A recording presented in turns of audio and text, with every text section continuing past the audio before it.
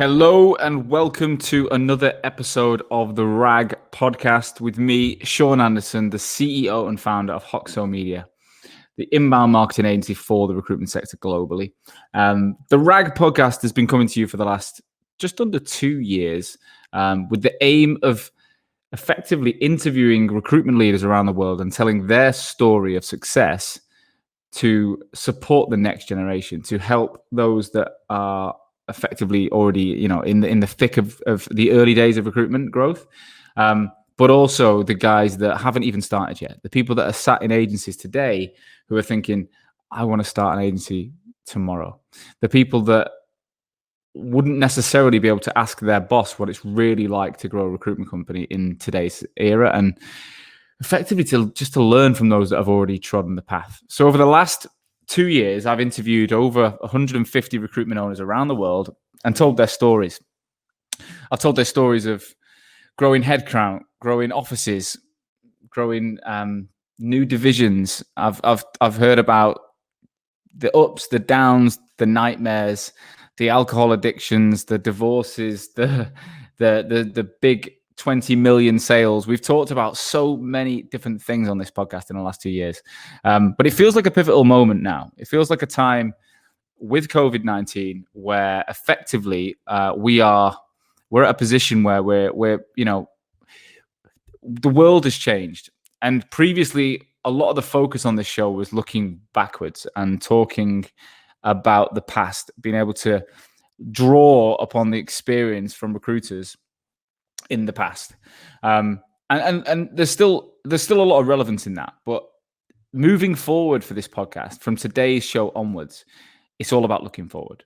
Okay, it's all about looking forward, because the truth is, as we now live in a truly digital world, as we've been transformed in the way that we work, in the way that we live, things will never go back to the way they were. Even in the light of a vaccine being announced potentially this week, we're never going back to exactly where we were. So today I'm live on LinkedIn Live. So welcome if you're watching live on LinkedIn.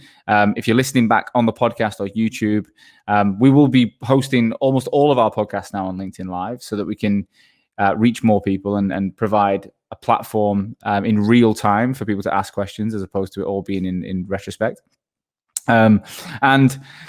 Yeah, I'm really pleased. Today I'm on my own. I've got no guest with me today. It's a solo. I've got my dog, but he's not got the ability to offer any opinions, I'm afraid, on this market. But today is the first of the new series, the new format. And from today onwards, I will be joined by guests from both the UK and Australia as we run up to Christmas. So I've made some notes for today's episode to run through. And for those of you that are live on LinkedIn, if you've got any questions, I'm more than happy to answer them at the end of the show as well.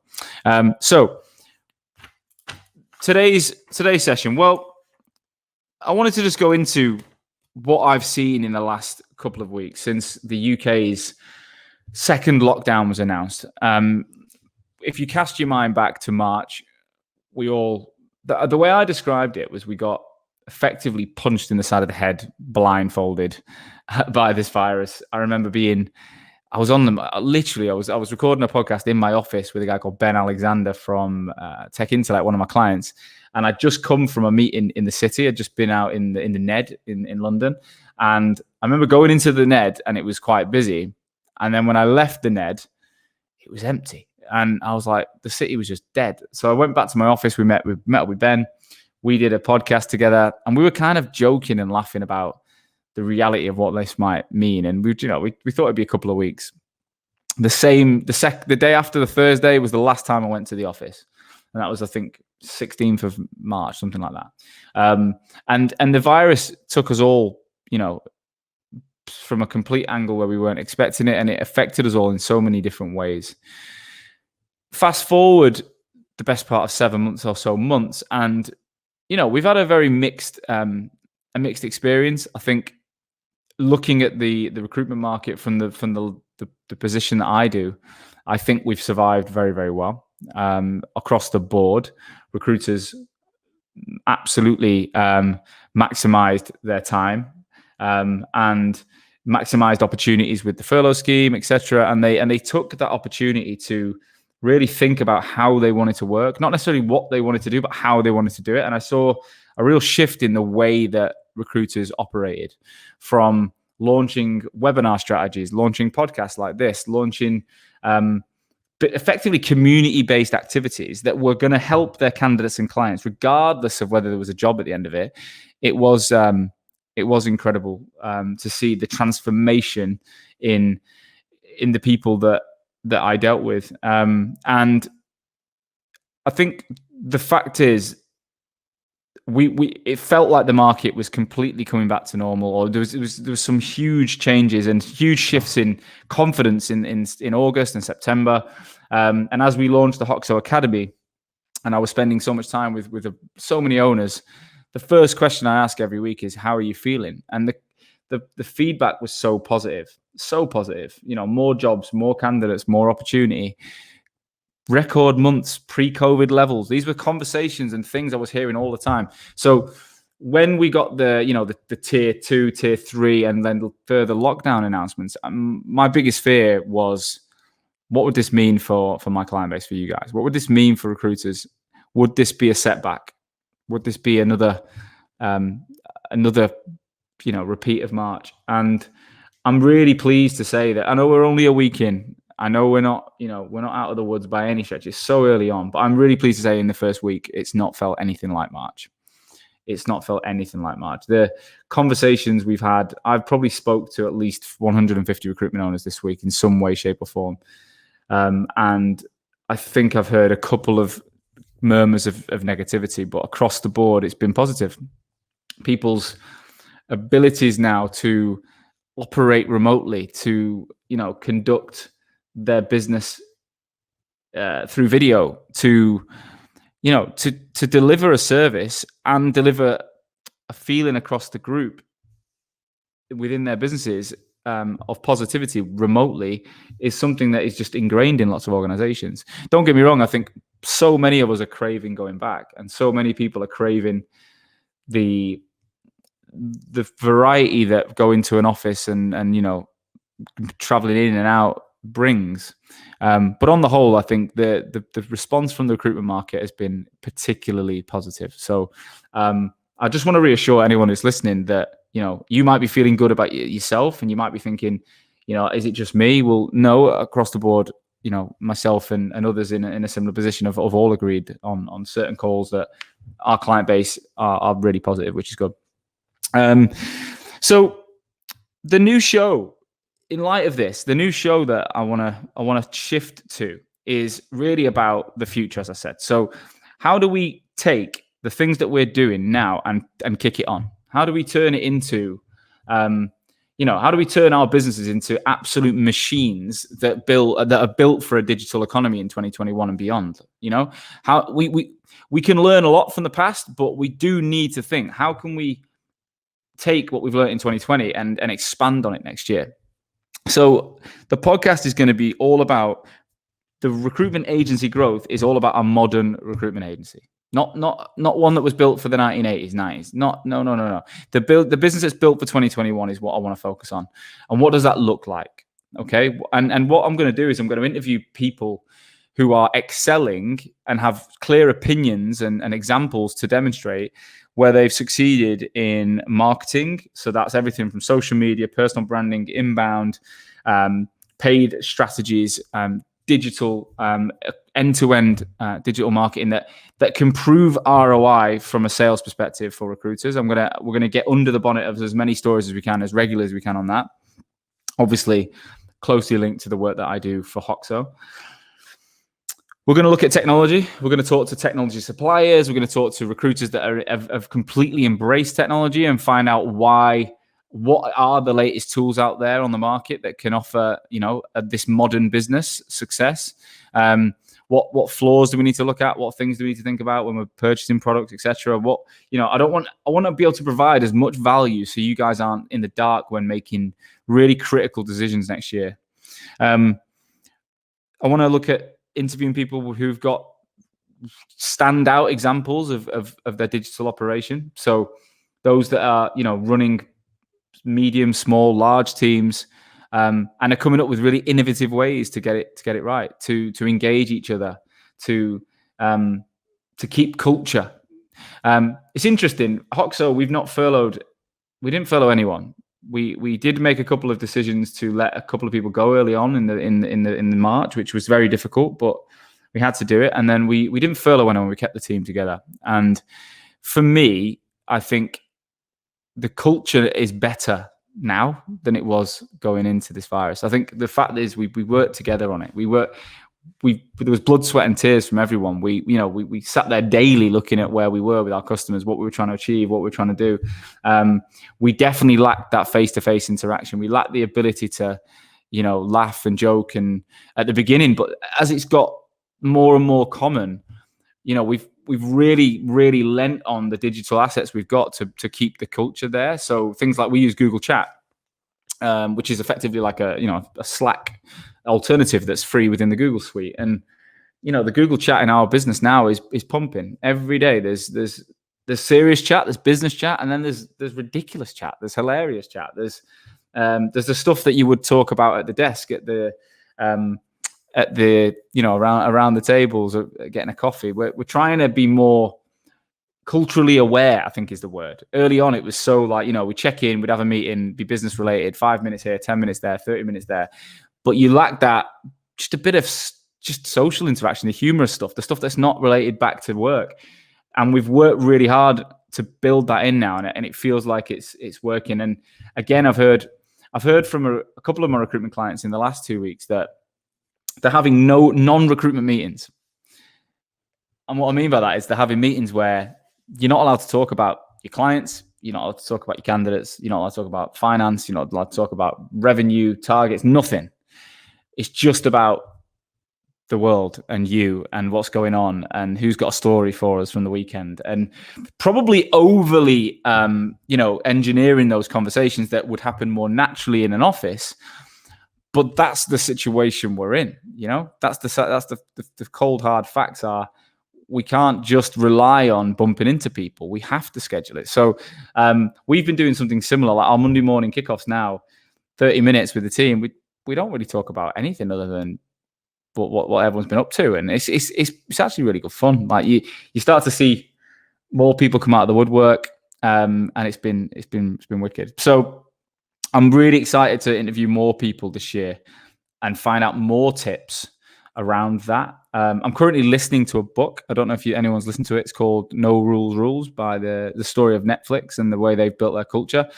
I'm very early on in the book, so I don't want to quote too much, but the early stages of the early signs of what I'm reading is going to be absolutely amazing for thinking about how your culture can evolve in 2021. Netflix have obviously one of the most widely regarded businesses on the planet, and the way they've managed their staff and the way they've put a lack of process in from day one till now is incredible. So I'd implore you to, if you get a chance, get on Amazon or Audible or whatever, and get the book No Rules by Netflix. I've really enjoyed the start of it. And then finally, alongside the social media, the branding, the technology, and the digital operations, I think the mental health, the personal side of being a recruiter, the human element is still something I don't want to drop. I've done some really interesting episodes recently that, I've talked about everything from divorce to alcohol addiction to losing family members in horrific accidents. I mean, there's been some really, really sad stories and really emotional stories that I've had on this show, that the feedback has been incredible. The messages, the amount of messages from people saying, do you know what, that really helped or really resonated. And I think it's important as we live in this more isolated world.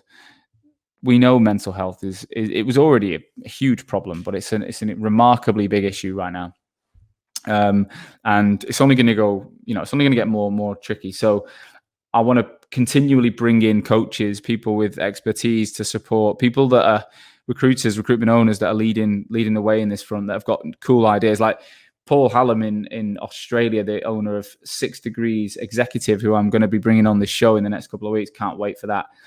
He was part of my Hoxo Academy, and he told me early on that he was launching a mental health day where he gave the whole team a day off, and no other reason but just to give them a day to themselves and to decompress and not think about work. And it was something that I was like, we've got to do that. And we did it in September, and it was brilliant. It was really good. It was a long old slog this summer, and to say to the team, take a day off that's got nothing to do with their annual leave or anything. We had a bit of fun in the morning. We did like a quiz thing in the morning. A bloody quiz, more quizzes. But we did do one, and it was fun. And then everyone just had the day off, and it was really nice. It was really good. Now, the funny thing is, when you go out and you talk about those things, like I do on the show, you're always opening yourself up for, you always open yourself up for negativity. You open yourself up for people to take a pop. I remember when I posted that I was doing that mental health day, I got some really nasty messages. I got this guy drop me a note like, "Who do you think you are?" He's like, he said, "You don't give," what did he say? He said something like, "You don't give your team a day off in 7 months, and then you announce it when they have one day." And I was like, "Did you read what I wrote?" I was a bit shocked. I was like, "Did you actually read what I wrote?" They had time off. I didn't like ban annual leave. I just closed the company for a day to give them a bit of a respite. So, with all of these decisions, with all of this information, there's always going to be people that don't agree with it. But that ain't going to put me off. It's not going to stop the podcast. It's not going to stop what we're trying to do. And I hope it won't, from you guys, for the initiatives that you're gonna start to put into your businesses, there will always be two sides to every coin. There'll always be opinions that go against what you're thinking of doing. But I think it's time to experiment. It's time to trial new things, because the world is changing. So in light of all of this work that we're going to do, all these new episodes that we're gonna run with, the format up until Christmas is going to be every Tuesday live at 2:00. I'm going to be here, but with a guest, and we're going to be talking specifically about something UK related. I'm going to have a UK representative, or maybe from the US because of the time zone, and we're going to be talking specifically about what we can do right now to get through the second lockdown, what next year looks like. One of those topics I've talked about. Then on Thursdays at 8 a.m. UK time, which is 7 p.m. in Australia, me and Pete Watson, who's a Hoxo ambassador. He works with us over in Australia now. He's the founder of Mint Recruitment to Recruitment, and he's the host of the Recruitment Journeys podcast, also sponsored by Vincere, our proud partner. Me and him are going to be interviewing some really high-profile, interesting guests, leaders of amazing recruitment companies in Australia, to talk about their experience. Because if you don't know, guys listening here, that specifically the guys in Australia, in Victoria, in Melbourne, and the surrounding towns, they went into lockdown in March, and they only just came out about 2-3 weeks ago. So we're talking about the harshest lockdown in the world. And these guys somehow managed to live for 7 months as parents with their children in the house, not going back to school, as business owners, as wives, as husbands, as fathers, as daughters, as brothers, as sisters. They did so many things whilst being in the square, within the vicinity of the house. These guys were not allowed to travel further than, I think it was 5 kilometers. They weren't allowed out after 8:30 p.m. at night. If you were found in the street after 8:30 p.m., I believe there was a fine attached. This was super, super lockdown. This is another level than, what we're going through in Manchester and London and Birmingham and all the rest of it. This was severe, but I've coached a number of these people through this period from a Hoxo perspective, and I've been overwhelmed by the resilience that I've seen from them, the positivity, the attitude. These guys are learning, like they're investing in courses, in programs. They're homeschooling. They're doing so much, and I believe that taking direct. If we're going to look back, let's look back at the most relevant scenarios to today and tomorrow, as opposed to 15 years ago in a recruitment company. So I've got a really cool list of people lined up Thursdays at 8:00 in the morning. So if you wake up in the UK and you can't make 8, I know Leisha, who's listening, Leisha Holmes from Key Recruitment. She's on my academy at 8 a.m. and always has a bit of fun trying to make it. It might not be the ideal time for everyone, so it will be live. It will stay on the Hoxo Media LinkedIn page throughout the day. And if you can't make it, you can just go in and watch it when you get up, or wait 24 hours and we'll have it on the podcast. We'll have it on YouTube. So you're effectively going to have Tuesdays and Thursdays. It'll be on the Hoxo page whenever you want on LinkedIn, and it's going to be on the podcast, and it's going to be on YouTube. So you're going to have lots and lots of opportunity to consume that content. So don't worry if you can't make the live shows.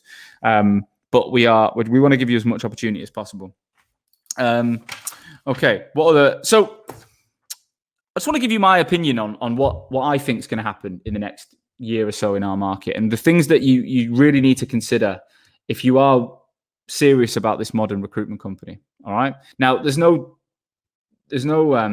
stranger or denying that my business is a marketing agency, and both a coaching business and a marketing agency, and I do promote the benefits of personal branding, of content creation, of inbound marketing to benefit your business.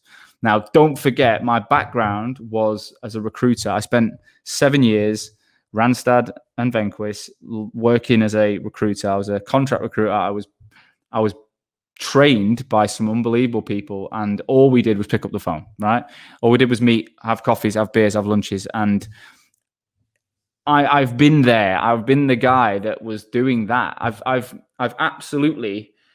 built a lot of money. I've done almost $1 million a year doing it. I know it worked. It worked, and it still works today. I'm not saying in 2020, if you smash the phones, you won't do deals. I believe you will. But what has happened online in the last 3 to 5 years, especially on LinkedIn, is absolutely like revolutionary. Looking at the 7 years before, when I was in recruitment, LinkedIn did not change that dramatically in 7 years like it has done in the last 3. I don't know if you're watching on LinkedIn, would you agree on that? I remember using it to search for candidates, using it to send messages. I used LinkedIn to post jobs, and I used LinkedIn to read. I don't even know if I enjoyed reading the articles, to be honest, on the on the market news. It used to bore the shit out of me, but I was on there as a presence, right? But now it's becoming a vehicle where we can do so much more, and we can reach thousands of people every single day, thousands of people through the messages we put out there, the content we produce. We can get our individual desk level information out to the masses for free on a daily basis. This is an opportunity we didn't have. This was not something we were trained on. It's not something we did. It's not something we thought about 5, 6, 7 years ago. It just did not exist in our sector, but it does now. So to me, the modern recruitment company is a bit like a triangle effect, right? If you can see me on the video, I'm holding my hands at a triangle. From a marketing perspective, you want to look at your agency like an iceberg, right? You've got the tip of the iceberg, you've got the company page, you've got the brand, you've got the logo, you've got what we do, the website. That is literally the tip of the iceberg. It's what holds the rest of the iceberg together, and it pops out at the top. But underneath that, submerged, is every single individual in your business. Whether you've got 2, 3, 4, 5, or 500 recruiters, every single person that's got a sales focus in that team has an opportunity and a responsibility in the future to build a brand, because the sheer compound effect of utilizing each individual in your business is so much more powerful than having a cracking company page, without a doubt.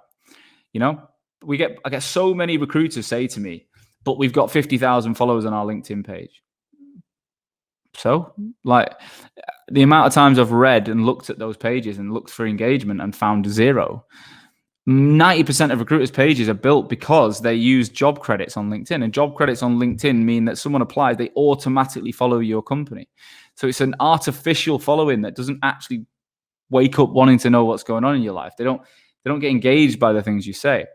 So I'm not saying ignore your company page, but it is the tip of the iceberg. It is the cherry on the cake. It's what's going on underneath at a desk level, at a team level, is what's going to have the biggest direct impact on your brand. You know, if you've got 10 people, each with 2,000 LinkedIn contacts, and I'm talking about targeted contact, people that are exactly the type of people they want to work with in the future. And each of those people in that business have a very, very basic LinkedIn strategy. That's 20,000, no, 2 times 10, 20,000 potential first degree connections that can get influenced by the content that your team produce every day. Just sit and think about that for a sec. Like 20,000. We see these numbers. The funny thing is, I've been on my academy calls all morning, and people are like, yeah, I only got 5,000 views on that one. And I'm like, 5,000, you know? We're panicking because 300 people in the country are dying every day due to COVID, which is horrendous, right? But 300, imagine it was 15,000 or 5,000 a day. That's the sort of numbers that shit scare, like throw the shit scares to people. But when it comes to your brand, we're just like, oh, it's only 5,000. Oh. And it might be because you're comparing it to these influencers on LinkedIn, you know, the people that do it all day, every day, and that's all they do. And they have these little pods that artificially generate it all. And there's all sorts going on. Forget all that. Focus on yourself. Focus on you and your team and think, if I've got my market, I know I recruit this expertise, and I can get, I don't know, 2,000, 3,000, 4,000 people in my market to be connected as a first degree connection. And I can talk to them, and I can communicate to them, and I can put valuable content. I can talk about the skills I have, the knowledge I have. I can help. The key word is I can help them online for free with no agenda every single day. Then that collectively as a group will be incredibly powerful. It's based on, my theories are all based on a book I read a few years ago. I don't know if you guys have read it. It's called The Compound Effect by a guy called Darren Hardy. And the Compound Effect talks about small incremental changes and the impact they have over a sustained period of time. So, you know, a bit like, let's look at diet for an example, right?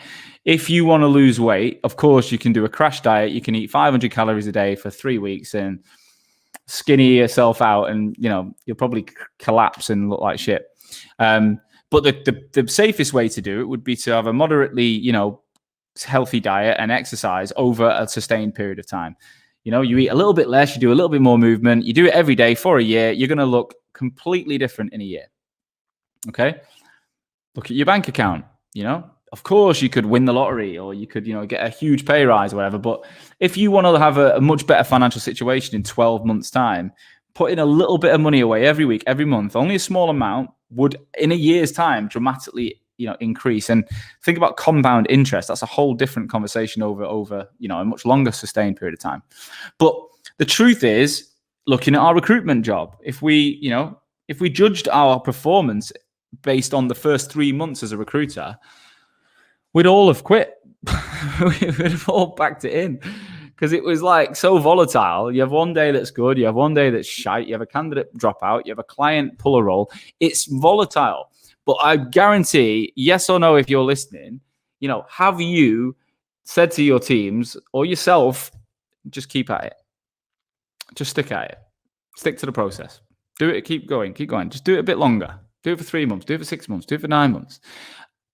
And if someone sticks the workload in, day out, and they keep doing those little changes, I guarantee every single one of you could refer to a success story you're familiar with where it's paid off.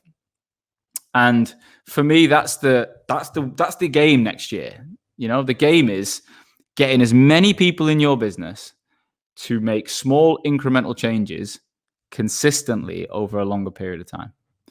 You know, and that will have the biggest impact on your business. We can all have an amazing one-off campaign. We can all do an amazing one-off post. We can all do some fast, quick wins. But true brand growth takes time, takes dedication. And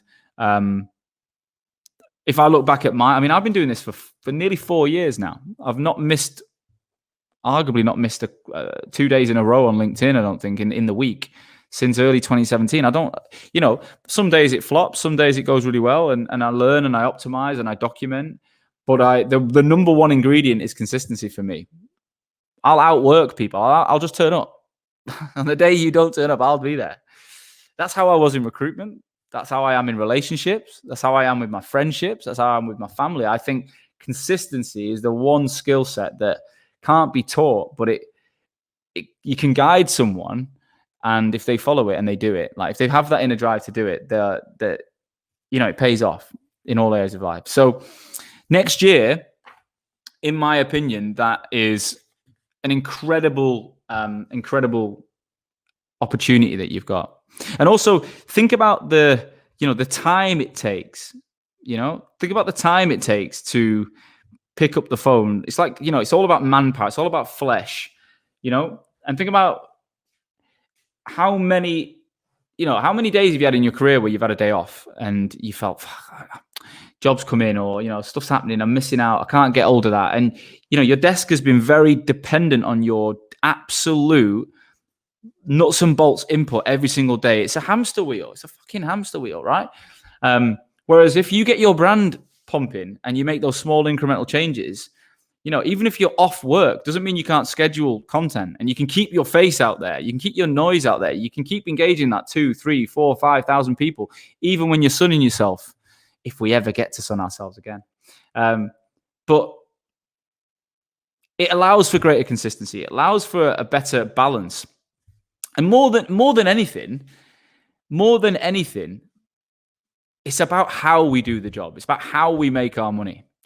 I'd honestly say 90% of the people that have left our industry did not like how they made their money.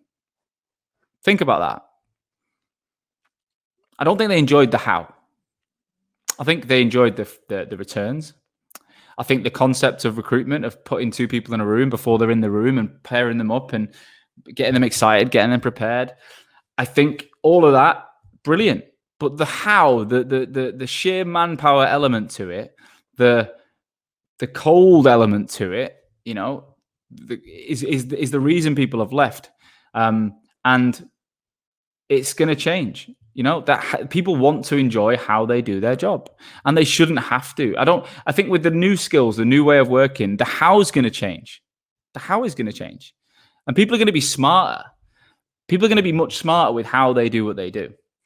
I was saying this to the guys on my podcast, on my academy the other day. I was like, we grew up in a world where we used to knock on doors. We used to remember our neighbors' numbers, our mates. I still remember my high school mates' home numbers. I don't even know my own mobile half the time.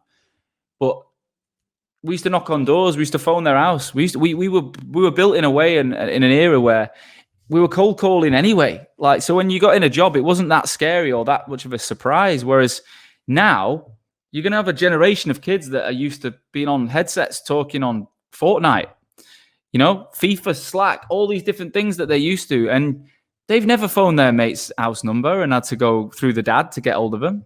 Ever. They don't even answer the pissing phone. They have a very different way of living.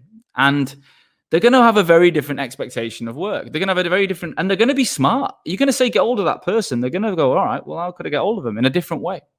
So the truth, what I'm trying to say, and I'm going to keep saying, is the old way of working isn't dead. And I think it'll be an edge if you can keep it up. But you have to adapt it. You have to adapt to the new way as well. You have to have you have to layer on top the new ways of working.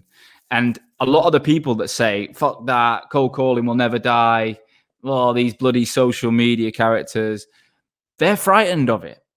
They're genuinely scared of changing because they've been doing this job for 20 years and it's worked for them for that long. And they're like, fuck, can I really be asked changing now with that bloody tic-tac? And, my mum said, what did she call it? She was like, I love listening to your pod chat. I'm like, it's not a pod chat, mum, it's a podcast. But the truth is, this for a lot of people, especially in the later stage of their career, this is not welcome.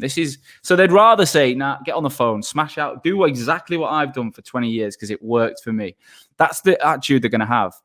But you're going to have a different mindset in the people that you hire. You're going to have a different mindset in the people receiving the conversation. The clients are going to be, your hiring managers are going to be early 30s. They're going to be tech savvy. Then they're going to be just the same. So we need to be on board with the way that the world's moving. We need to keep hold of what's good, and we need to adapt to what's to what's even better.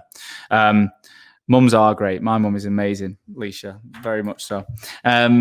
So one of the things I thought I'd bring it up, right? If I look at my podcast, if I look at my content strategy and I look at my academy, the main questions I get asked, I thought I'd just release a couple, just talk through a couple of them for you. And the first, probably the number one question I get is, where do we come up with content ideas from? Where does it come from? I always ask the question, do you class yourself as a creative person? And I'd say about 60% of recruiters would say no, which is, I think, is probably an accurate representation. We don't have to be the most creative. We're go-getters, we're entrepreneurs, we're action takers. The fact is, we have already got the creativity locked away. So for me, whenever people say they're not creative, I can usually ask a couple of questions and it changes their mind. So when it comes to content, every single person who asks that question says, if I knew what to produce, I would get on with it. It's not a case of procrastination, it's stage fright and lack of education. I don't know what to do. I fundamentally do not know what to do. So my advice and what I've learned is that it's all based on your job. It's all based on what you do. So content comes from the experiences you have. It comes from the market you serve. It comes from the people you work with. If you sit there and try and pluck a content idea out of thin air, you're wasting your time. It has to be based on the questions you get asked. So this content I'm talking about, this is content creation right now based on a question I get asked. How do we do it? Well, I'm going to tell you. So what questions do you get asked? What questions do you get asked? What are the most common things your customers ask you in the recruitment process, or the candidates? What are the most common objections you face? What are the most common pieces of advice you offer? I remember when I was a recruiter, I used to recruit contractors, and I used to take project managers and business analysts from being permies into contracting. Not always, but a lot of the time. And the amount of times I got asked, what do I logistically need to do to become a contractor? From, setting up a limited company to working out my tax and payroll and NI contributions and just the logistical stuff that permies don't know about contracting. I had this internal script in my head that I used to reel off on the phone. And sometimes I was on autopilot. I was like, oh my God, not another. And people in the office used to laugh, like, that, you got it again? I'm like, yep. And I never realized that if I'd have just released that on LinkedIn, even back then, if I'd have just been like, look, guys, I get asked this question every day, so I'm just going to answer it to the open domain, I could have helped more people. I could have helped more and more people. And that is genuinely important to me, is helping people. It's about, so content comes from the questions you get. It comes from the updates in your business. It comes from the things you're doing. And it comes from the life you lead. Again, Leisha, to use you as an example, who's listening on LinkedIn Live, someone who is very open about personal life, things you've been through, ex-husband, daughter, or the personality of you as an individual comes through in your content, and as a result is building you a really strong brand, in my opinion. Really, really, really strong brand. And I've been very open about my life pretty much since day one, to be honest. Since I was a recruiter, I used to share a lot. I landed in London from Australia, and I remember I was so nervous talking about the market because I didn't know anything.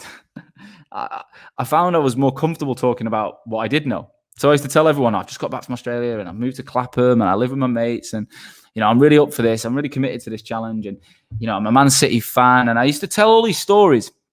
And what happened was, all my colleagues thought I was just some big-headed guy who loved the sound of his own voice. And I used to get the piss taken out of me. I used to go to the pub on a Friday and they'd be like, here he is, get your flip-flops on, you Aussie, and all this stuff. I used to get loads of shit. But what happened was 6 months, 9 months later, I started doing more deals than everyone else. And it started to really pay off for me. And I used to then get people asking me, Sean, can you just give us some advice as to what you're doing differently? And the only thing I could work out I was doing differently, there's loads of little things I was good at, but the one thing I noticed that no one else in the office was doing was I was sharing a lot more about me. I was sharing so much more about my life. And therefore, clients and candidates were sharing more about their lives with me. And we were building really, really strong relationships that went way above and beyond the transactional stuff. So I called it the personal pitch back then. This was before content. I got all my team, like Adam and Dominique and all the team, I got them to write down a personal pitch, which was what was their story pre-recruitment? What's their story now? Like, what is their life? Forget recruitment. What's their life like and where do they want to be? I got them to talk through like the past, present, future, which is often my methodology for a lot of things, and write it down and practice it. And I said, on every call, for the first 3 months, I want you to tell them a bit. I want you to get in somehow. I want you to wedge in a bit of information about yourself. And they were really uncomfortable. I remember they fucking hated it. But after a few months of doing it, it became more natural. And then the quality of conversations went through the roof and they started performing so well. As a team, we started performing better. And, that was the foundation that then led to my approach at Hoxo of going personal on LinkedIn before most people did. I put stuff up about my wedding and my wife and my dog and my family and my friends. And at times, people are like, oh, this is not Facebook, piss off. I had loads of messages about it. And I didn't do it because I thought it was Facebook. I did it because it fucking worked offline. I did it because I used to be able to talk about myself and open people up when other people were trying to get hiring managers' names and interview the fuck out of people. I was like, I'm going to subtly find all the information out I need, but I'm also going to enjoy this conversation at the same time. I'm going to share about me. I'm going to find out about them. We're going to have a laugh. And even if I don't place them, I'm going to try and help them. And hopefully long-term, they're going to enjoy the experience of working with me. And they're going to come back and they're going to come back and they're going to come back. And that's exactly what happened. So online, it's exactly the same. It was no different. It was about how do I share my life, my personality, my thoughts, my fears, the things I was doing, the things I was up to with people. And guess what? People shared back. People told me things. People built relationships. And it's been incredible. I've had some really dark times in the last few months, and the amount of people that check in, that just message and phone, and the bonds you build with people when you're open are absolutely incredible. So what I'm trying to say is, producing content comes from you. It doesn't come from a textbook. It comes from the job, the niche, the market, the performance, and the life you lead. And if you can combine all those things in a systematic way, that means you're consistent when you're producing that content, then you will build a brand. It's a proven formula. And that's what my academy does. My academy takes people from the very early stages of not, knowing what they want to achieve. They want to be consistent online. They want to be like Alicia Holmes. I'm going to keep mentioning you now. They want to be like, they want to be someone who's consistent, who's engaging, who's confident, and they don't know where to start. And we build that back from the end game. We build it right back. And it's a proven methodology and it works. So that's the number one question I've been asked. And every week I want to pick a different question. I'm going to talk about a different question that comes up, and I want to give you the insights that I give to my clients. So going into 2021, we're in a really unique place. The market, in my opinion, has probably moved on, I'd say 5 years in 5 months, 6 months. We've adopted technology, we've adopted ways of working that probably most people weren't expecting or even thinking about in 2020, which means 2021 will be more aggressive than we would have expected on this whole tech and digital front. So, I'm actually really excited. I think with the latest vaccine news, whether you're anti-vax or not, I'm not getting involved in that today. But the truth is, the signs look positive. I'm optimistic that next year we're going to be, we're going to see some strong bounce backs. We're going to be in a good position, and I'm super excited to support as many people in our sector globally as possible, starting with UK and Australia, two markets that are very close to my heart. I've worked in both of them. I've got most of my client base sits in those two markets. We're going to focus on those two markets between now and Christmas. So look, we're live on LinkedIn. Has anyone got any questions they want to ask me? Has anyone got anything they wanted to, want me to share before we go? if not, if you're thinking you wanted to ask some questions, then you can also always turn up live on Thursday, or you can contact me via LinkedIn as well. I've really enjoyed spending time with people over the last 2 years on this show. I've really enjoyed listening to the stories, and I'd say if I could choose one element of my job that I do to be like the number one thing that I do, would be my podcast. I love it more than anything. So I'm more than excited to be back twice a week. I want to thank the sponsors, Odro and Vincere, that have been incredible. These guys have supported me through the whole of lockdown, and continually do. As we've got a shared mission. We want to help the industry globally. We want to build a modern recruitment company. We all agree that the way the market is going is different. So it's amazing to have those people on our side. But guys, I'll be back on Thursday, 8:00. If you're listening on the iTunes store, please do us a favor. Please get on there and give us a rating. Apple works on an algorithm that the more ratings you get, the more people that listen. Also, if you have listened today and you've enjoyed the show for the first time, or however many times you've listened to the RAG, please do share. I don't ask for money to listen. I ask for people to share with others who they think will benefit. Together, our industry will survive this pandemic and grow at an exponential rate together. If we all sit in silos like we have in the past, we won't move as fast. So please share with people outside of our industry. Outside of your business, outside of this, of your route, wherever you are today. And let's get more and more people working together to survive next year. I'll be back on Thursday, but in the meantime, you stay safe, and I'll see you soon.